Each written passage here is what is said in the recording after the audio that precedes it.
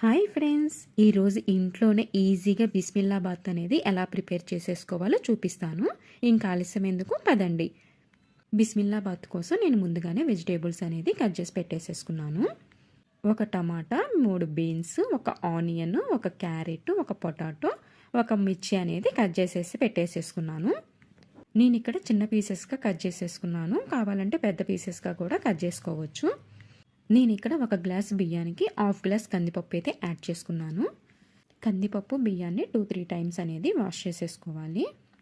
మనం ఇక్కడ బియ్యము కందిపప్పు కలిపి 1.5 గ్లాసే తీసుకున్నాము. కానీ బిస్మిల్లాబాత్ కదండి, చాలా ఎక్కువ క్వాంటిటీలో అయింది.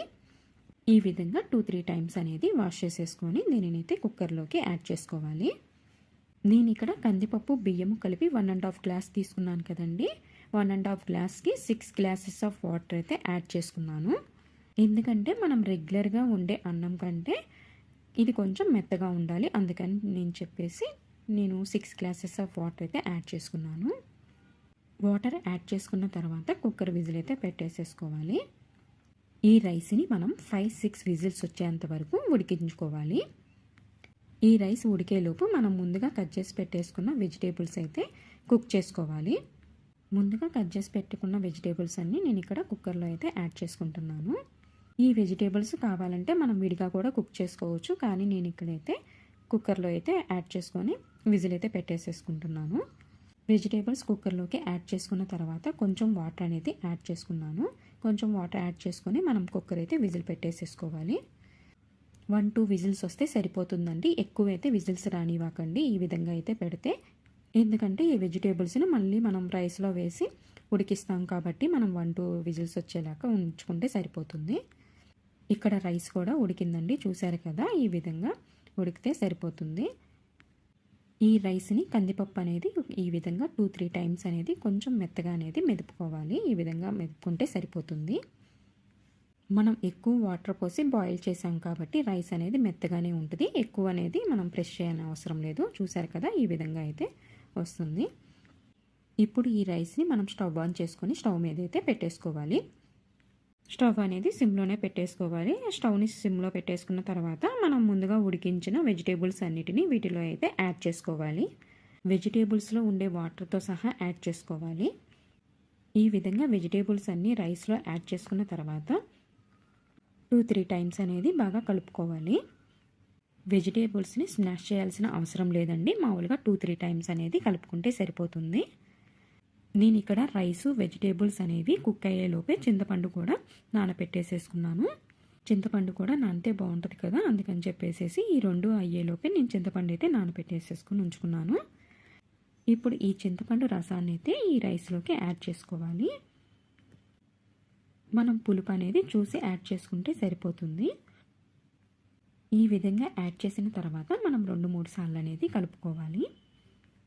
చూసారు కదా, ఈ విధంగా చింతపండు వాటర్ కూడా పోసిన తర్వాత ఈ విధంగా 2-3 టైమ్స్ అనేది కలిపేసుకోవాలి. ఈ విధంగా కలుపుకున్న తర్వాత దీంట్లోకి కొంచెం ఉప్పు, పసుపు, కారము, సాంబార్ పౌడర్ అనేది యాడ్ చేసుకోవాలి. నేను ఇక్కడ ఎంటీఆర్ సాంబార్ పౌడర్ అనేది యాడ్ చేస్తున్నానండి. మనం ఇంట్లో ప్రిపేర్ చేసిన సాంబార్ పౌడర్ అయినా యాడ్ చేసుకోవచ్చు. నేనైతే ఇక్కడ ఎంటీఆర్ పౌడరే వాడుతున్నాను. ఈ విధంగా అన్నిటినీ యాడ్ చేసుకున్న తర్వాత 2-3 టైమ్స్ అనేది కలుపుకోవాలి. రైస్ అనేది గట్టిగా ఉంది కదండి, అందుకోసం నేనైతే ఇక్కడ హాట్ వాటర్ అనేది ముందుగానే బాయిల్ చేసేసుకొని యాడ్ చేసుకుంటున్నాను. మనం నార్మల్ వాటర్ యాడ్ చేసుకోవటం కంటే ఇలా వేడి నీళ్ళు అనేది కాచుకొని దీంట్లో యాడ్ చేసుకోవటం వల్ల టేస్ట్ అనేది మారదండి. ఈ బిస్మిల్లాబాత్కి వాటర్ అనేది ఎక్కువగానే యాడ్ చేసుకోవాలి. ఎందుకంటే మనం మళ్ళీ స్టవ్ ఆఫ్ చేసుకున్నాక మళ్ళీ గట్టి పడిపోయిద్ది. అందుకని చెప్పేసి ఎక్కువ వాటర్ పోసేసుకొని బాయిల్ చేసేసుకుంటే తర్వాత స్టవ్ ఆఫ్ వేసుకున్నా కూడా కన్సిస్టెన్సీ అనేది మామూలుగానే ఉంటుంది. చూసారు కదా, ఈ విధంగా వాటర్ వేసుకున్న తర్వాత 2-3 టైమ్స్ అనేది కలిపేసేసుకున్నాక కన్సిస్టెన్సీ అనేది ఈ విధంగా అయిపోయింది. ఈ బిస్మిల్లాబాత్ అనేది వెంటనే థిక్గా అయిపోయిందండి. అందుకనే చూసి వాటర్ అనేది మనం యాడ్ చేసుకోవాలి. ఈ బిస్మిల్లాబాత్ అనేది మనం ఎక్కువ వాటర్ పోసుకొని బాగా అయితే ఉడికించుకోవాలి. చూసారు కదా, ఈ విధంగా ఉంటే సరిపోతుంది. ఇంకా కొత్తిమీర అనేది యాడ్ చేసేసుకుంటున్నాను. సన్నగా అయితే కట్ చేసేసుకొని దీంట్లో అయితే యాడ్ చేసుకొని ఒకసారి అయితే కలిపేసేసుకోవాలి. కొత్తిమీర యాడ్ చేసుకున్నాక ఒకసారి అయితే కలిపేసేసుకొని దీన్ని స్టవ్ ఆపేసుకుంటే సరిపోతుందండి. చూసారు కదా, ఈ విధంగా కన్సిస్టెన్సీ ఉంటే సరిపోతుంది. ఈ విధంగా లంచ్ బాక్స్లోకి అయితే చాలా ఈజీగా అయితే మనం దీనిని అయితే ప్రిపేర్ చేసుకోవచ్చు. చూసారు కదా, మనం కుక్కర్లోనే చేసాం కదా, చాలా ఫాస్ట్గా అయిపోయింది. చూసారు కదా, ఇక్కడ బిస్మిల్లాబాత్ అయితే అయిపోయింది. కానీ మనం దీంట్లోకి అయితే తాలింపు అనేది యాడ్ చేసుకోవాలి. ఇప్పుడు దీన్ని అయితే స్టవ్ ఆపేసేసుకొని మనం దీనికోసం అయితే తాలింపు అయితే యాడ్ చేసుకోవాలి. మనకి రైస్ అనేది ఏదైనా థిక్గా అనిపిస్తే ఈ టైంలోనే వాటర్ అనేది యాడ్ చేసుకోవాలండి. తాలింపు యాడ్ చేసుకున్నాక వాటర్ అనేది యాడ్ చేయకూడదు, టేస్ట్ అనేది చేంజ్ అయ్యిద్ది. అందుకే మనం తాలింపు వేయకముందే వాటర్ కన్సిస్టెన్సీ అనేది చూసుకొని వేసుకోవాలి. చూసారు కదా, ఈ విధంగా ఉంటే సరిపోతుంది. ఇంకా దీంట్లోకి అయితే మనం తాలింపు వేసుకోవాలి. స్టవ్ ఆన్ చేసేసుకొని బాండీ అయితే పెట్టేసుకొని 3 టేబుల్ స్పూన్ అనేది ఆయిల్ యాడ్ చేసుకోవాలి. ఆయిల్ అనేది హీట్ అయ్యాక మనం తాలింపు గింజలు అనేది యాడ్ చేసుకోవాలి. తాలింపు గింజలు అనేది యాడ్ చేసుకున్నాక దీంట్లో కొంచెం ఇంగువ అనేది యాడ్ చేసుకోవాలి.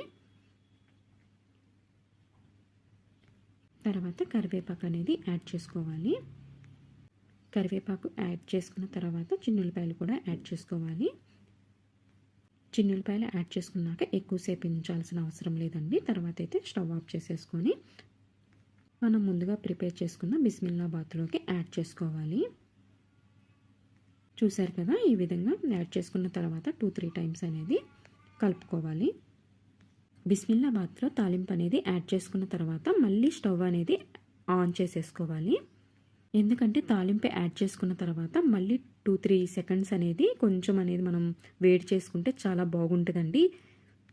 బిస్మిల్లాబాత్ అనే కాదండి, మనం పప్పు కానీ సాంబార్ కానీ రసం కానీ లాస్ట్లో తాలింపు అనేది యాడ్ చేసుకుంటాం కదా.